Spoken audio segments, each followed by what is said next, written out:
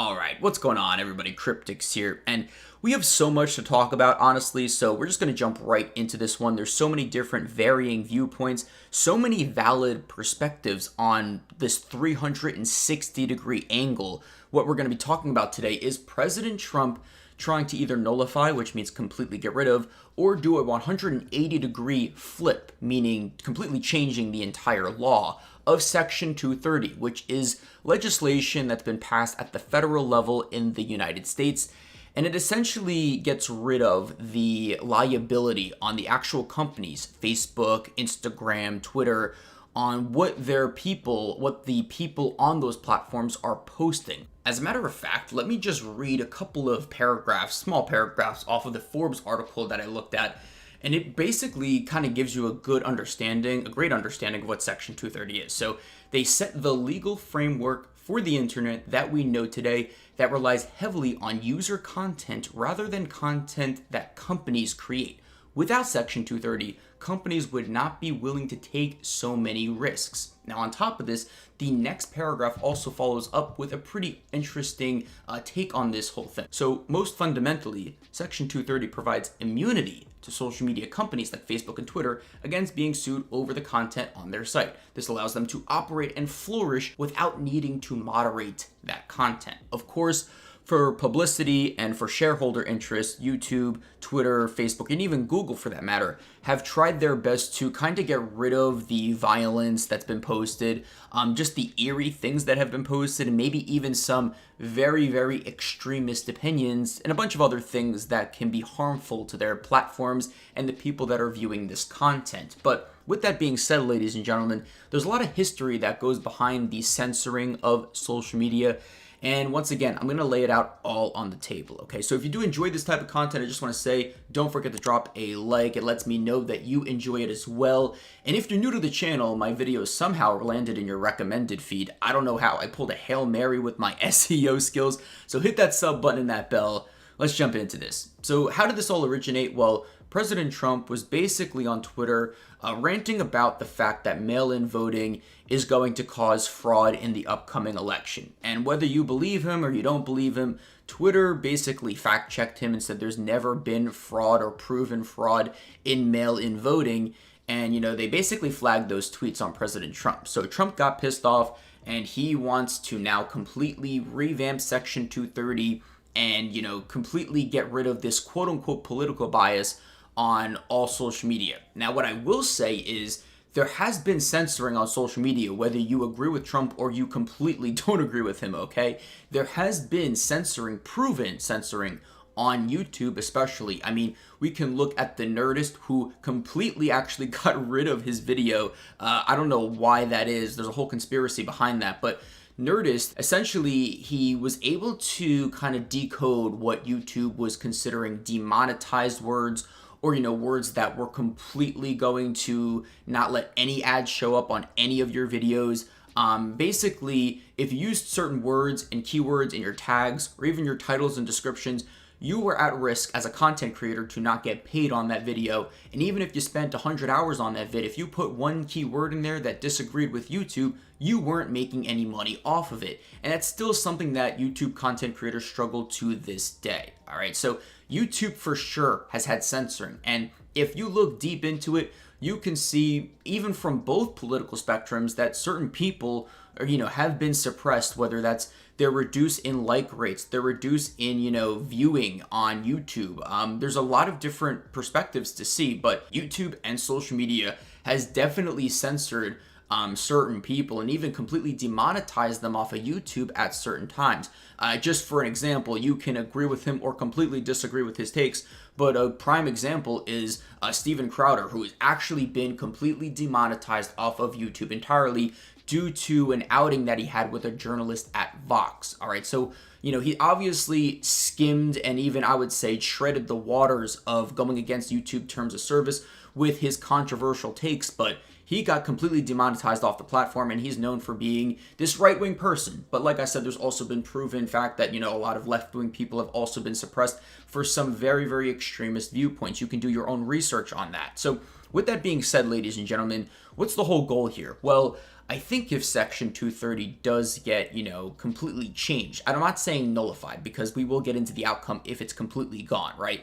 But let's say Section 230 gives all content creators, all people on all social media, even chance, a fighting chance to, spread their opinions, maybe their educated research that's been done, their perspectives. I mean, at the end of the day, we have to look at social media as this giant, ridiculous bucket of just opinions after opinions, mostly opinions that are not valid, right? You see it all the time on your timeline. But then you also have some people that have some really valid points, some really valid perspectives, some pretty educated takes, even some research that's been done, case studies. And that's been just completely smothered by all of the, extremist opinions on both sides. And it's quite unfortunate, right? And, conservatives and the right wing, they're all saying, oh, everyone's being suppressed, or, everyone that supports Trump is being suppressed. You can do your own takes on that. I'm not going to say anything about it, but, that's basically what Trump is trying to do. He's trying to kind of make sure Twitter, YouTube, Facebook are liable and, will have lawsuits headed their way if they decide to suppress certain people. But there's a lot of gray areas there, because if you suppress certain people that are extremists and definitely have some illogical opinions, then are they going to get sued, right? Like, are people going to be able to sue YouTube if they have an extremist viewpoint and then their video gets demonetized or deleted or removed off the platform?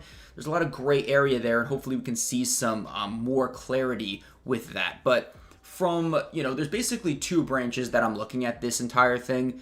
Basically, let's say, for example, Section 230 gets changed in a way that all content creators, everybody's got that fighting chance. So that means YouTube cannot demonetize somebody if they are on one political spectrum with valid viewpoints or the other political spectrum with valid viewpoints. So with that being said, ladies and gentlemen, if people, have really educated videos and they're not just blurting out some nonsense, they're actually doing research, they're actually looking at maybe case studies, maybe history in the past, and they're able to draw a pretty educated conclusion or outcome of the entire thing, and YouTube suppresses those people, that means if Section 230 is changed, their YouTube won't be able to suppress those same videos and those same content creators, which in my opinion is a great thing, because if someone puts the time and the effort to make a really educated video or an entertaining video that actually gives you a different perspective on whatever it is, I mean, kudos to that person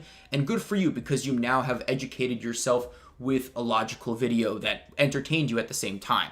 So what YouTube essentially will have to do is kind of loosen the grip on their keywords that the Nerdist, exposed of YouTube demonetizing people. And other people have, obviously exposed other social media platforms for doing this as well. So what ends up happening is everyone is going to have their voices heard on social media if this Section 230 is carefully adjusted and corrected, because right now as it stands, YouTube clearly has a tight grip on what is monetized and what is demonetized. That's just the sad reality of it, all right? Now, obviously, YouTube has to do certain things to protect, basically shareholders. They don't want no terrorist videos on YouTube. Clearly, I don't want that either, but I do want everyone to have a fighting chance on the platform if they decide to make a very entertaining and well-educated video on certain viewpoints. Now, with that being said, let's say, for example, Section 230 gets completely removed. Well, this is where the seriousness comes in. Obviously, the one end of the spectrum,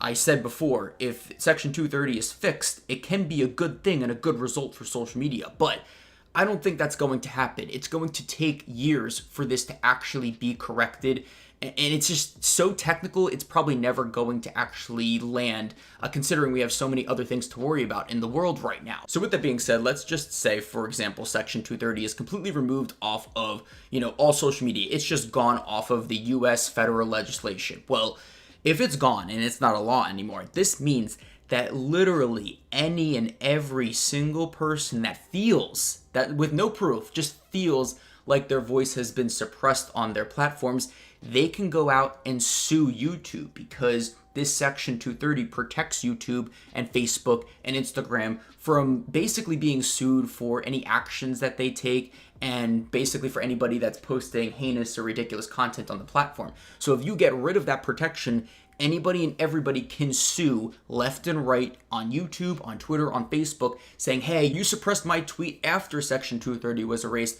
I feel like my voice was suppressed. You can bring that as basically a lawsuit.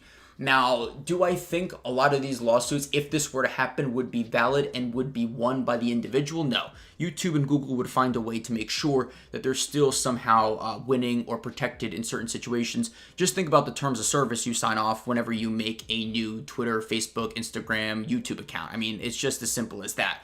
So what ends up happening is you're going to have lawsuits anyway, regardless if the individual wins or not. And then the result is there's going to be a ton, and I literally mean at an exponential rate, a ton of legal fees for, these big companies. Obviously, the one individual that's suing YouTube is going to have to pay legal fees. But now think about the thousands, if not tens, if not hundreds of thousands of individuals coming at YouTube. YouTube has to hand out legal fees for lawyers to fight these cases as well. It's going to be a giant mess if Section 230 is completely destroyed.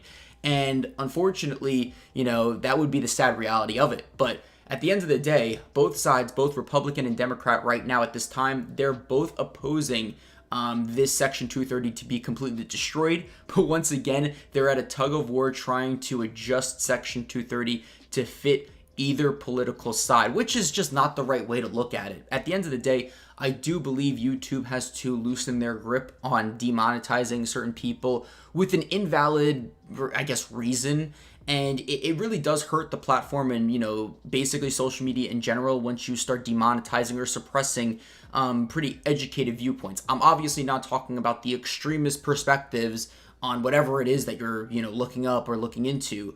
Obviously, those people should probably definitely have their tweets looked at and maybe analyzed and maybe even get their Twitter or YouTube or whatever it is account suspended if they're showing some pretty ridiculous claims with no logistics to it. But for the people that have valid and entertaining shows or episodes or uploads and they're getting suppressed, that's just not a good look. So if Section 230 can be adjusted properly, it can actually be beneficial to everybody and anybody that's on social media. But I would love to know what you guys think about this entire situation down in the comment section below.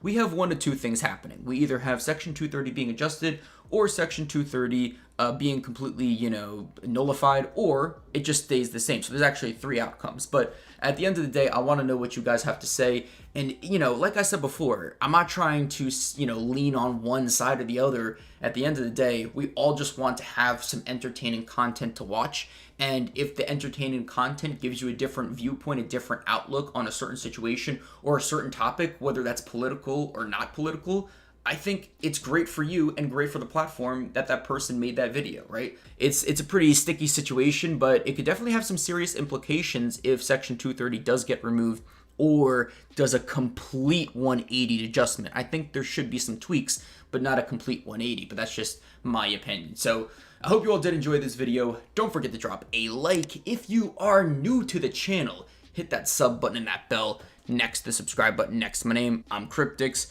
I kind of want Section 230 to be a little adjusted to give everybody, a chance to have their voices heard. And signing off.